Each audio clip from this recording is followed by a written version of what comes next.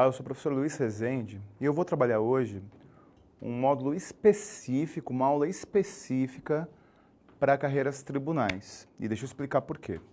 Porque o planejamento estratégico ele é feito em todas as organizações públicas, todas as entidades da indireta, é feita pelo Executivo, Legislativo, Judiciário e sempre cai em prova. Em aulas anteriores, você trabalhou comigo planejamento estratégico, tático e operacional, conceitos gerais para qualquer planejamento. Mas o fato é que o Judiciário brasileiro, o Conselho Nacional de Justiça, tem o seu planejamento. E o seu planejamento, ele serve para todos os órgãos do Judiciário, seja a Justiça do Trabalho para os TRTs, seja a Justiça Eleitoral para os TREs. Existe um planejamento estratégico específico para o Judiciário brasileiro. Tome cuidado, porque se você pegar uma questão muito antiga que eu digo é anterior a 2015. Se você pegar uma questão de 2014, 2013, de planejamento estratégico para tribunais, você corre o risco de pegar uma questão completamente desatualizada. E por que isso? Porque em 2014, no finalzinho do ano, o então presidente do Supremo Tribunal Federal e presidente do Conselho Nacional de Justiça, Joaquim Barbosa, ele sancionou a resolução 198 de 14 do Conselho Nacional de Justiça. Mas foi no finalzinho do ano. Foi uma das últimas assinaturas do Joaquim Barbosa. E o problema é que antes da resolução 198 existia a resolução 70, que com certeza você já deve ter visto, né? Você que estuda para tribunais deve ter visto em provas anteriores. Então esse é o problema. A resolução 198, ela começa a cair em provas de TRTs particularmente de 2015. Então tome cuidado, porque quando se fala de planejamento estratégico para concursos de tribunais, TRTs, TREs, o que vale é questão de 2015 para frente, porque já é ambientada na resolução 198. Pô, Rezende, mas eu estudava a resolução 70, eu estudo para concursos mesmo antes de 2015 e tem muita coisa parecida. Tem, é verdade. Na verdade, a resolução 98, que é atual, tem muita coisa parecida com a resolução anterior e com a resolução 70, mas o fato é que existem importantes diferenças. E essas diferenças são amplamente abordadas em concurso público. Deu para entender? Esse é o problema. Tem questão parecida, mas tem muita diferença. Então o que vale é questão de 2015 para frente. Então vamos lá, vamos desenrolar a resolução 198. Rezendão, tem que ler toda? Óbvio que não, né? Do mesmo jeito que você não tem que ler toda a Constituição Federal. Do mesmo jeito que você não tem que ler todo o relatório de planejamento estratégico do Executivo, Legislativo e Judiciário. O objetivo dessa aula, que é o objetivo de qualquer professor que dá aula para concurso público, é filtrar, é desenrolar, é te criar caminhos para você não precisar ficar decorando tudo. Então vamos lá, vamos entender agora como funciona a resolução 198. Eu quero pegar um exemplo para você entender como funciona essa inter-relação entre Conselho Nacional e tribunais regionais. Vamos pegar um exemplo, poderia ser qualquer exemplo, poderia ser o TRT da 12ª, da 4ª, de qualquer região do Nordeste, mas eu vou pegar como exemplo o TRE de São Paulo. O TRE de São Paulo, você sabe muito bem, é um órgão do Judiciário, da Justiça Eleitoral. Então, na verdade, assim, você sabe que o TRE, como é um órgão da Justiça Eleitoral, ele está vinculado ao Conselho Nacional de Justiça e ao Tribunal Superior Eleitoral, né? Ele tem essa dupla vinculação como se diz, de referência. Portanto, a Resolução 198 de 2014 do Conselho Nacional de Justiça, que estabelece o planejamento estratégico para o judiciário brasileiro, ele deve ser seguido e respeitado pelo TRE São Paulo. Mas o TRE São Paulo tem seu próprio plano, tem seu próprio planejamento estratégico. E por que existe um plano estratégico nacional para todo o judiciário, que é a Resolução 98, mas também cada TRE, cada TRT pode ter o dele, por conta das especificidades. Eu posso ter alguma particularidade no TRE São Paulo que não se encontra no TRE do Rio Grande do Norte, que não se encontra no TRE do Espírito Santo e por aí vai. Então, cuidado. Os TREs, em particular, que é o exemplo que eu estou dando, eles não têm autonomia total, porque eles devem ter alinhamento com a Resolução 98, que é o planejamento estratégico de todo o judiciário. Mas eu posso ter aqui particularidades desde que não fujam ao nacional, desde que não fujam ao plano estratégico nacional. Deu para entender? Deixa eu falar uma coisa importante. O plano estratégico não detalha elementos, ele dá diretrizes, né? Então, o importante que você saiba é que particularidades de planejamento estratégico, de planejamento tático, planejamento operacional, que você já estudou comigo, não estão na Resolução 98, porque ela é uma grande indicação genérica, geral, para todo o judiciário. Então, agora eu vou começar a particularizar elementos como visão, como missão, como valores e como a metodologia do plano estratégico. Vamos lá? Vamos começar a trabalhar agora dois termos que me preocupam um pouco. Você sabe que tanto nos presenciais, Cascavel, São Paulo, quanto no online, um dos elementos que mais causam confusão é a palavra missão e a palavra visão. E por que essas palavras, missão e visão, geram muita confusão? Porque, na maioria das vezes, as empresas privadas utilizam de forma errada, né? É muito comum você pegar definição de visão, definição de missão de uma empresa privada, e são coisas completamente abstratas, não têm relação com visão e missão formal, teórica, que cai em concurso público. Então, no primeiro momento, antes mesmo de começar a desenvolver os conceitos de visão e missão para o plano estratégico, para o planejamento estratégico do Judiciário Brasileiro, que é a Resolução 98, vamos conversar sobre o que se trata visão e missão. Olha só, a missão é o primeiro elemento do planejamento estratégico.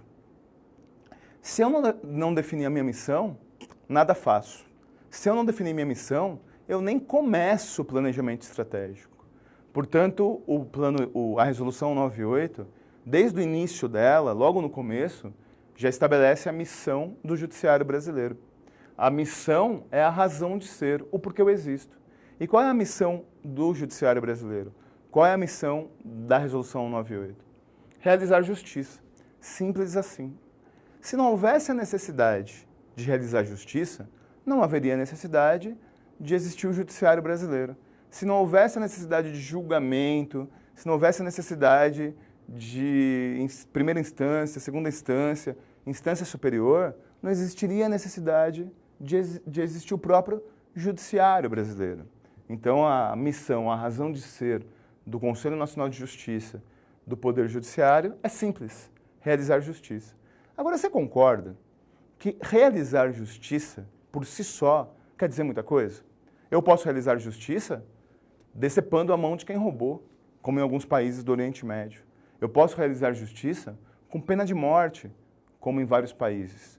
Mas o Brasil realiza justiça com processo judicial, com ação judicial, com julgamento e blá, blá, blá, blá, blá, blá, blá, blá. Então, não basta eu saber quem eu sou. Não basta eu saber a minha razão de ser. Eu preciso saber como eu vou concretizar a minha razão de ser. E a forma de concretizar a razão de ser é a minha visão. Então, a visão, ela tende a dois objetivos. Em primeiro lugar, a visão é a forma de concretizar a minha razão de ser. Na prática, quem eu serei. Mas também é a forma que eu pretendo ser visto pela sociedade. Tá claro isso? Então, a visão é a forma que eu concretizo a minha missão e a forma que eu pretendo ser visto pela sociedade. Vamos voltar um pouquinho para o conceito de visão e missão, para eu trabalhar uma definição com você. Você diria que a missão de uma organização é singular ou plural? A organização, ela pode ter várias razões de ser ou uma única razão de ser? Singular. Então, a missão é sempre singular. Ela tem sempre singularidade. Eu só tenho uma razão de ser. E ela é temporal ou atemporal? A razão de ser, ela muda de tempos em tempos ou ela permanece a mesma enquanto a minha organização existe? É atemporal. A minha razão de ser é a mesma. Se eu mudo a minha razão de ser, eu me transformo em outra coisa. Eu termino de ser quem eu sou e eu me transformo completamente. Tem empresa que faz isso. Tem empresa que faz reengenharia, nasceu sendo uma coisa e se transforma em outra. Quer ver um exemplo? Já foi cliente do Serasa, meu chapa? Nós conhecemos o Serasa como? Como uma empresa que faz negativação de nome. Hoje o Serasa mudou a sua razão de ser. Hoje o Serasa tem como atividade principal a geração de certificado digital, porque ela se aliou a uma autoridade certificadora raiz chamada Experian. Então a Serasa Experian hoje vende certificado digital, ou seja, eles mudaram a missão dele. Mas no serviço público não é possível isso. Então, atenção para não errar na prova. A missão ela é singular, única e atemporal, não tem prazo. Já a visão, ela pode ser plural. Eu posso ter várias formas de cumprir a minha missão. E eu posso ter várias formas que eu pretendo ser visto pela sociedade. Então a visão é plural e ela é temporal. Ela pode ser mudada. Eu posso alterar a minha visão conforme a conjuntura, conforme o interesse público. Essa aqui é mais inflexível. Essa aqui é flexível. Se eu disse a você que a missão do Judiciário brasileiro, presente na Resolução 198, é realizar justiça, qual é a forma de realizar justiça? Qual é a forma que eu pretendo ser visto pela sociedade? Ser reconhecido, isso aqui é a letra da resolução, hein? Que é o que cai em prova. Ser reconhecido pela sociedade como instrumento efetivo de justiça, equidade e paz social. O que é efetivo? O que significa o judiciário brasileiro querer ser um instrumento efetivo? Você vai estudar muito em administração os famosos 3 E's da administração. Eficiência, artigo 37 da Constituição, eficácia e efetividade. A eficiência tem a ver com a atividade meio, tem a ver entre o equilíbrio entre recursos destinados e resultados obtidos, utilizados de forma econômica e racional. A eficácia tem a ver com cumprir a minha missão, com cumprir a minha tarefa. E a efetividade tem a ver com essa tarefa gerar vantagem, gerar valor, gerar satisfação para a sociedade. Então, ser reconhecido pela sociedade como um instrumento que agrega valor, que gera qualidade, de justiça, equidade e paz social. Ou seja, essa é a visão do judiciário brasileiro na resolução. Deu para entender? Bom, fora a missão e a visão que eu detalhei para você, tanto o conceito quanto o que trata a resolução 98, eu preciso saber quais são os meus valores. Vem comigo, vamos desenvolver agora os valores da resolução 98 do Conselho Nacional de Justiça. Olha só, o que são valores? Valores vêm lá da cultura organizacional. E valores são as importâncias que eu carrego ao longo da minha história. Você tem valores. Você vai agregando valores ao longo da sua história. Mas e quando uma empresa é criada? E quando um órgão público é fundado? Já tem valores? Eu decido hoje, nesse minuto, criar uma empresa. Essa empresa não tem história, essa empresa não tem funcionário. Eu só criei a empresa, pessoa jurídica. Já tem valores? Já. Não os valores da história dela, mas os meus valores. Os valores do fundador. É igual ao Alphacom. O Alphacom, quando foi criado, ele já foi criado tendo valores. Os valores dos seus fundadores. Os valores das pessoas que criaram o Alphacom. Então, os valores, eles são as importâncias que eu carrego ao longo da minha vida. Esses valores são originários, têm origem no fundador da empresa, nos fundadores da empresa, pública, privada, órgão público, entidade da indireta, e eles podem ser alterados ao longo do tempo. Então, os valores são plurais, e eles são temporais. Uma organização pública pode agregar, dependendo ali da conjuntura, do ambiente externo, do interesse público, outros valores. É igual você. Você tem os mesmos valores hoje que você tinha 10 anos atrás? Não, valores vão mudando. Tem valores que eu tinha que eu já não tenho mais. Tem outros valores que eu fui agregando. Tá claro isso? Então, quais são os valores que hoje são os definidos pela Resolução 98 e que válidos, portanto, para concurso público, para o judiciário brasileiro? Em primeiro lugar, a credibilidade. Você tem que acreditar na justiça, né? Se a sociedade não tiver credibilidade na justiça, de nada vai adiantar. Deixa eu só fazer uma observação importante. Valores são importâncias que eu tenho e que podem ser permanentes, mas não são obrigatoriamente permanentes. Em determinado momento, pode deixar de ser algo importante. Então, é por isso que os valores não são imutáveis, apesar de alguns valores serem permanentes. Credibilidade, evidente, né? A sociedade deve ter credibilidade no judiciário brasileiro, porque senão eu nem procuro a justiça, senão eu nem tenho crença na justiça. A credibilidade é o primeiro valor. Depois, o valor da acessibilidade. Olha só, nas últimas eleições, foi possível, nas últimas eleições municipais, lá em 2016, foi possível você justificar a ausência através do site dos TRS. Então pensa comigo, se os próprios TRS disponibilizaram você justificar e mandar digitalizada a sua justificativa, isso é um elemento de acessibilidade. É por isso que sempre que cai na prova, principalmente em tribunais eleitorais, plano estratégico, também cai a lei da pessoa com deficiência, porque tem uma inter-relação. A acessibilidade, você sabe muito bem, é a facilitação de acesso. E o judiciário brasileiro, através da informatização dos processos, através da implementação de ferramentas mais dinâmicas, nos tribunais do trabalho, nos tribunais eleitorais, visa a facilitação de acesso aos elementos da justiça pela sociedade. Depois, ética. Né? Você estuda ética é uma matéria de concurso público, mas só para que a gente não se perca um pouco. Existe a ética e existe a moral. A ética é coletiva e teórica. Por exemplo, o código de ética. Cada grupo, cada sociedade, cada empresa tem seu código de ética.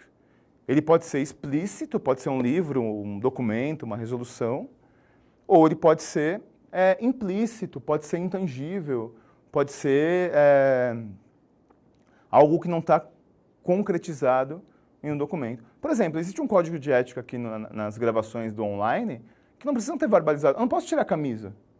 Eu não posso ficar meia hora contando da minha vida pessoal, porque isso fere não só o que você espera da aula, como a ética. Então, a ética é coletiva e individual. Coletiva e individual. Coletiva e teórica, representada, por exemplo, num código de ética. E a moral? A moral é individual e prática.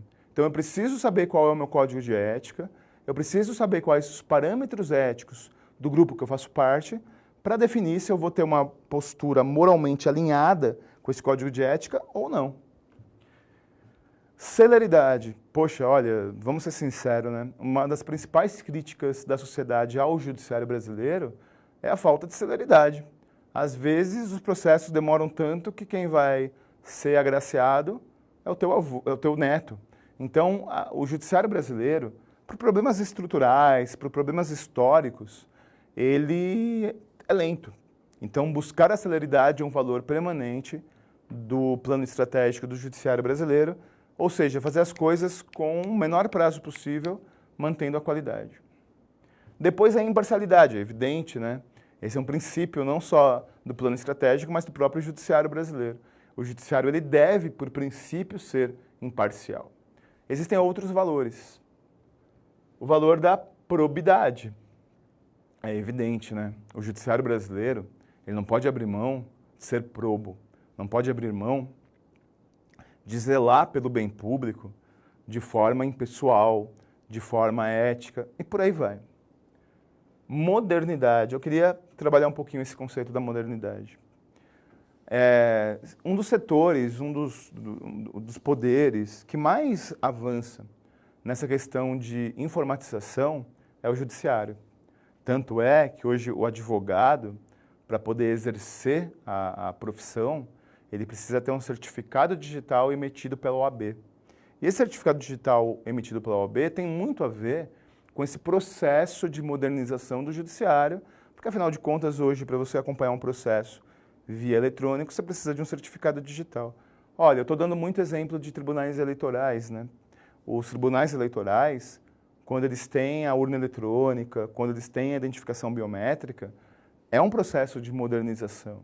Então, a modernidade, você buscar recorrentemente a modernização, tem a ver basicamente com a intensa modernização do judiciário brasileiro, tem a ver com a implementação nos eleitorais de urna eletrônica e biometria, ou seja, você sempre se atualizar tecnologicamente para atender o interesse público.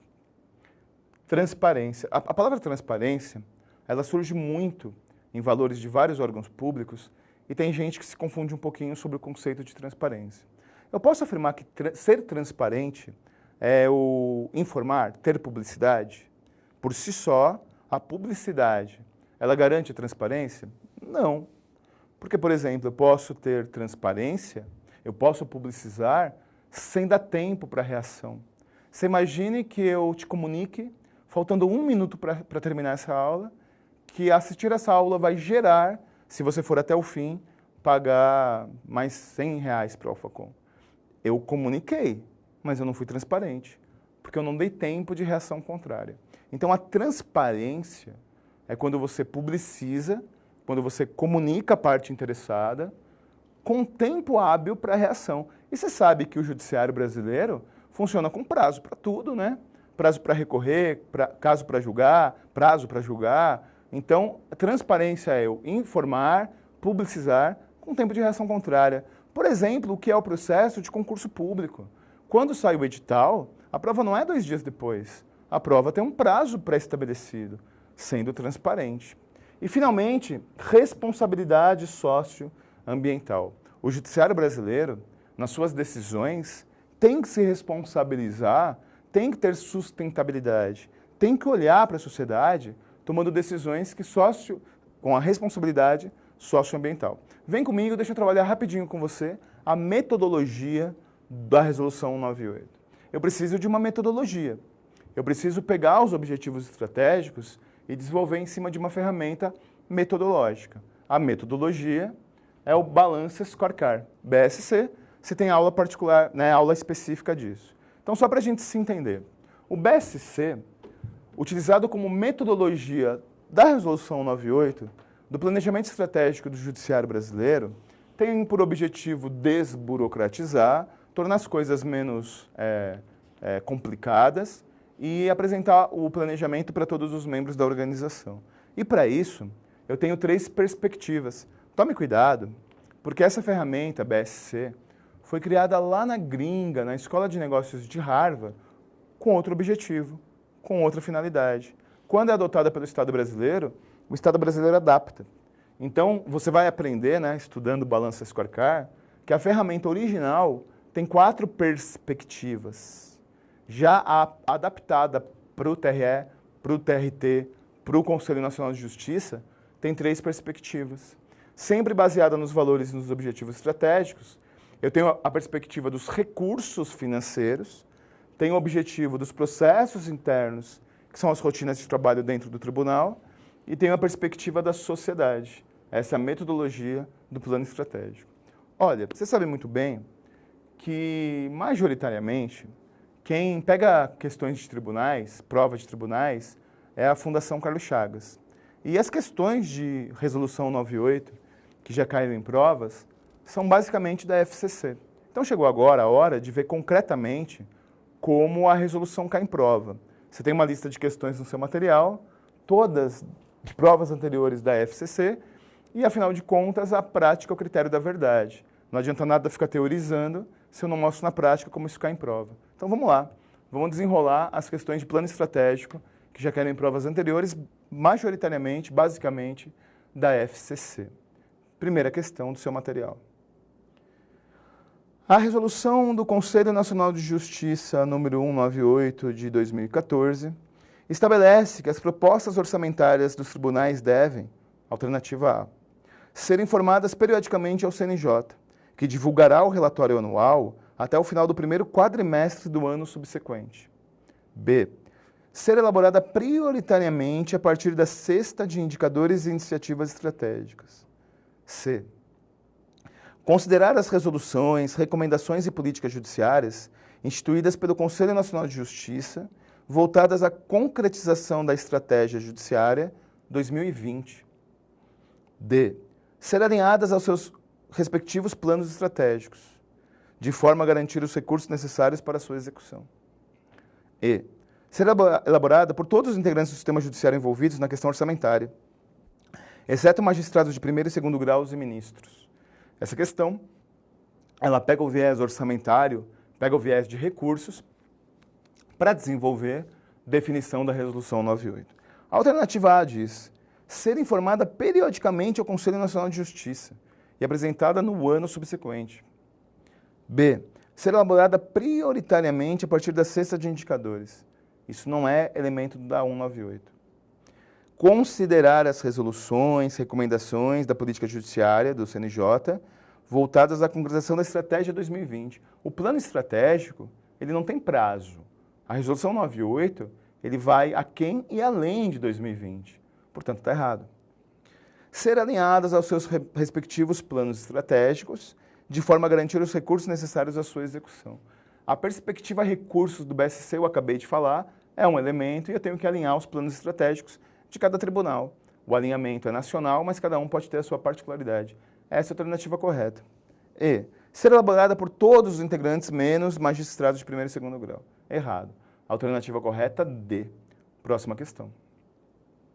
De acordo com a Resolução 198 de 2014, do Conselho Nacional de Justiça, metas de medição periódicas A. Referem-se ao conjunto formado pelas metas de medição continuada e pelas metas de medição periódica. B. São aplicáveis aos órgãos do Poder Judiciário e acompanhadas pelo Conselho Nacional de Justiça, órgão que verifica durante a vigência da estratégia nacional se essas metas estão sendo cumpridas no período definido. C. Refere-se a um repositório de sugestões de desempenho institucional e de iniciativas programadas, projetos e operações. D. São orientações ou instruções que servem para orientar a execução da estratégia nacional ou o cumprimento de sua meta, uma iniciativa estratégica. E. Refere-se a um programa ou projeto, operação alinhada, à estratégia nacional do Poder Judiciário. O plano estratégico trata do planejamento estratégico, que é de longo prazo, que é de 6 anos. Mas eu não vou, após 6 anos, verificar se eu caminhei de forma correta. Eu tenho metas de mensuração periódica, e essas metas de mensuração periódica são acompanhadas pelo Conselho Nacional de Justiça. E a alternativa que apresenta esses parâmetros é a alternativa B. É a única que define corretamente o que são as metas de medição periódica pelo Conselho Nacional de Justiça. Próxima questão. De acordo com comandos estabelecidos pela Resolução 98 de 2014 do Conselho Nacional de Justiça, a respeito do planejamento e da gestão estratégica no âmbito do Poder Judiciário, pode-se afirmar que a. Os órgãos do Poder Judiciário devem realizar reuniões de análise estratégica ao menos a cada quadrimestre. B. Os planos estratégicos dos órgãos do Poder Judiciário devem ser alinhados à Estratégia Judiciária 2020 e ter abrangência mínima de 10 anos. C. A execução da estratégia é da responsabilidade exclusiva dos órgãos jurisdicionais de segundo grau. As entidades de classe não podem participar da elaboração da proposta orçamentária do Poder Judiciário. E. A execução da estratégia é de responsabilidade exclusiva de magistrados de primeiro e segundo grau. Olha só, a única definição correta não é aquela que fala de 10 anos, não é aquela que exclui entidade de classe, não é aquela que só fala que magistrado de primeira instância, de primeiro grau, melhor dizendo, é responsável. A alternativa correta é a A, que diz: os órgãos do Poder Judiciário devem realizar reuniões de análise quadrimestral. Fechou? Esse é um parâmetro do plano estratégico. Próxima questão. O programa, a próxima deverá ser estendida à luz da Resolução 98 do Conselho Nacional de Justiça e suas alterações, que rege o plano estratégico do Poder Judiciário brasileiro. Aí lê a questão, né?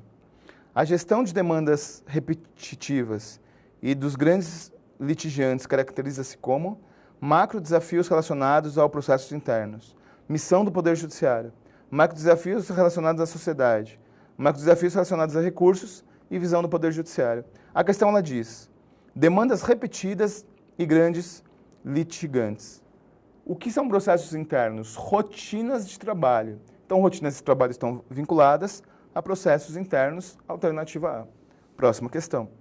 A Resolução 98 de 2014 do Conselho Nacional de Justiça dispõe sobre o planejamento estratégico e a gestão estratégica no âmbito do Poder Judiciário, instituída a Estratégia Nacional do Poder Judiciário para os 6 anos 2015-2020, consoante dispõe a resolução citada, a execução de tal estratégia é responsabilidade dos conselheiros do CNJ, conselheiros do CNJ e ministros do Supremo, conselheiros, ministros e magistrados do primeiro grau do Poder Judiciário, magistrados de primeiro e segundo grau, conselheiro, ministro e serventuários do Poder Judiciário. E magistrados de primeiro e segundo grau, conselheiros, ministros, serventuários e estagiários do Poder Judiciário. Quem é responsável pelo plano estratégico? os que estão descritos na alternativa D. Magistrado de primeiro e segundo grau, conselheiro, ministro e servidores do Poder Judiciário, alternativa D. Bom, essa aula foi específica para tribunais, específica do Poder Judiciário, e é o planejamento estratégico do Judiciário, resolução 98. Não precisa ler inteira, é só lembrar dos parâmetros de visão, missão, valores, macro desafios e as questões que já caíram. Muito obrigado pela sua presença e paciência na aula. Força e honra. Até a próxima.